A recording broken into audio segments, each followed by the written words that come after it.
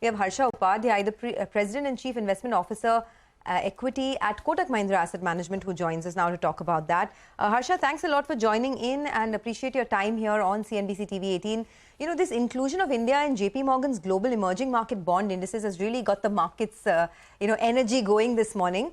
But you tell us how much of it you think is already in the price, and in terms of flows, what are you expecting and what would the implications be for equities? Definitely, it's a very positive move for Indian economy and Indian fundraising, I would say. Clearly, the cost of funds will go down and availability of resources will also go up for our corporates and our government.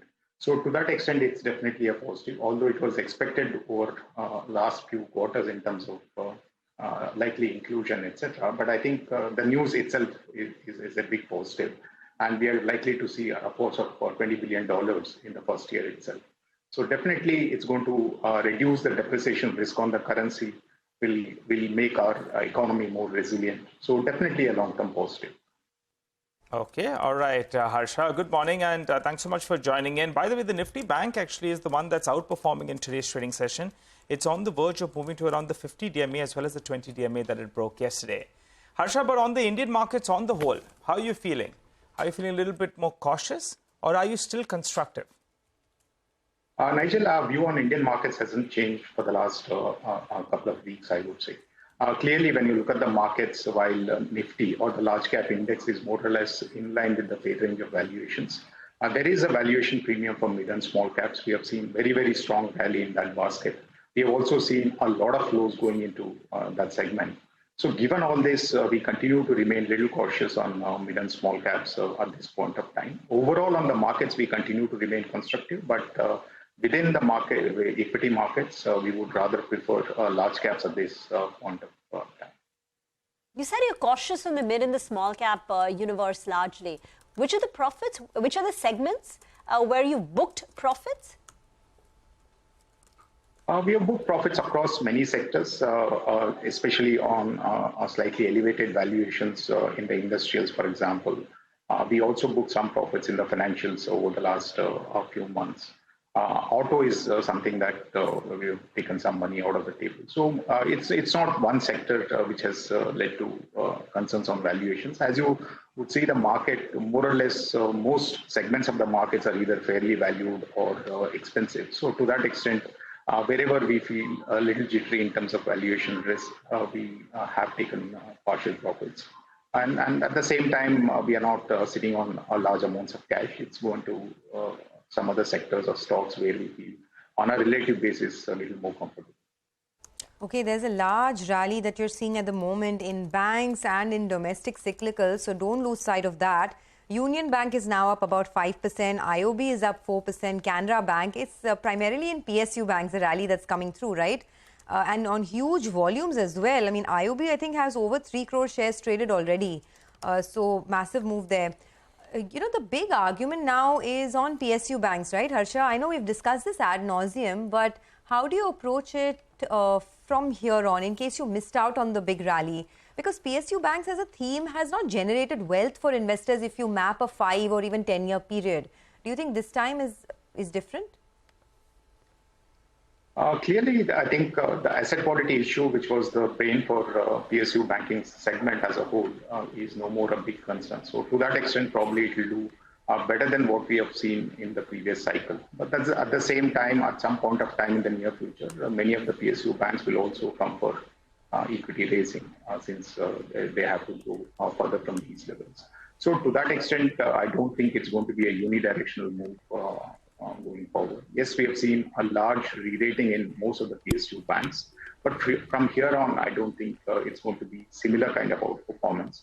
However, we do believe that not just PSU banks, but the entire banking space will probably continue to outperform given how its earnings are likely to grow and how its asset quality is shaping up over the next few quarters and years.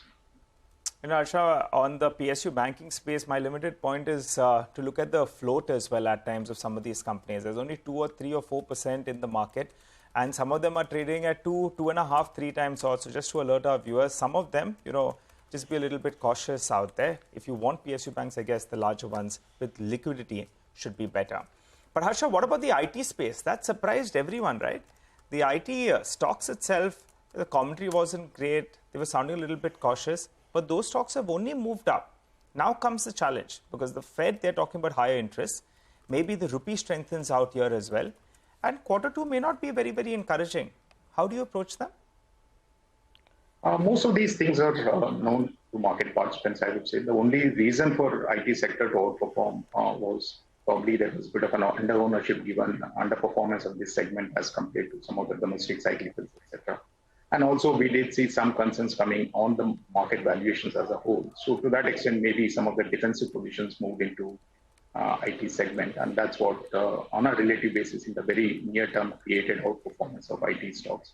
But otherwise, as you clearly mentioned, the business momentum continues to remain question mark. We have not seen any great respite in terms of the business momentum. And there are also various company-specific issues, margin issues, etc. So overall, I don't think you're going to see the earnings growth trajectory changing too much for IT sector at this point of time. And there are many other domestic facing sectors which are probably likely to give you better earnings growth than the market average earnings growth or even the IT sector average earnings growth. So to that extent, our preference is still for domestic businesses than IT at this point of time.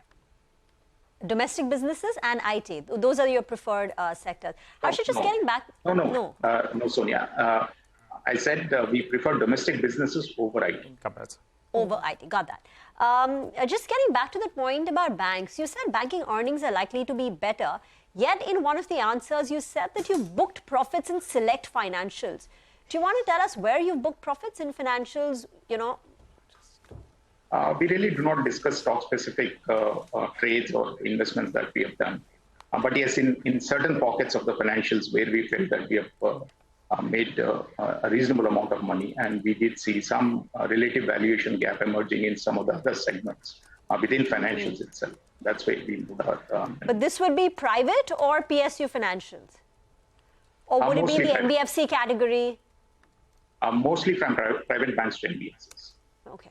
For the market now, the mid-caps are really roaring. It looks like another mid-cap party in the markets. I just wanted to point out, Berger Paints is at a fresh high this morning. It's up about 2%. It's had a rollicking ride this year. Berger Paints up almost 40%. I think 35% in 2023 so far. So consumption is coming back perhaps. Harsha, before we let you go, when you sort of zoom out and get a bird's eye view of this market, right? There are a couple of things that are still headwinds, whether it's higher crude prices, whether it's the impending general elections. In the run-up to the elections, we never know if there are any announcements that are made which may or may not be market positive. Not too sure, but what are your thoughts on a couple of these cues? Do you think that they could impact the markets in the near to medium term? Sonia, I would add one more to your list on the monsoon risk. I think over a period of time, market, because of the kind of liquidity that has come into the markets, has probably ignored this risk. But today, when you look at the cumulative rainfall season, it's almost a 7% deficiency as compared to the normal monsoon season. And generally, when we have seen in excess of 6% deficiency, we have seen some temporary impact on food inflation and also food availability. And we have seen some impact on rural consumption. So already we have seen a kind of a tepid rural consumption for the last several quarters. And if this monsoon is going to be a risk, then probably that's going to delay the recovery that everyone is expecting. Yes, this is a pre-election year. We do understand that there will be social-oriented schemes that will help the rural economy to some extent. But nevertheless, monsoon will remain risk at this point of time. Secondly, as you mentioned, crude has moved almost 30% from the lows that we had seen a couple of months back. And definitely that's going to have a lagged impact on the profitability of many companies in India. And at this point of time, especially the mid and small caps are looking at an earnings growth of anywhere between 25 to 30% for the next 1 year. So to that extent, whether those earnings growth numbers will come in or will there be a change in earnings is something that we need to watch out for. And especially at higher valuations, as I mentioned, the delivery of earnings for this basket will be very, very crucial, I would say. And then there is the election risk, which is also there. So I think these are some of the red flags at this point of time. And especially as valuations move up, we need to keep some of these in mind. All right, Harsha, have a great weekend. Thanks a lot for joining in and speaking to CNBC TV 18. That's Kotak Mahindra AMC with their market view.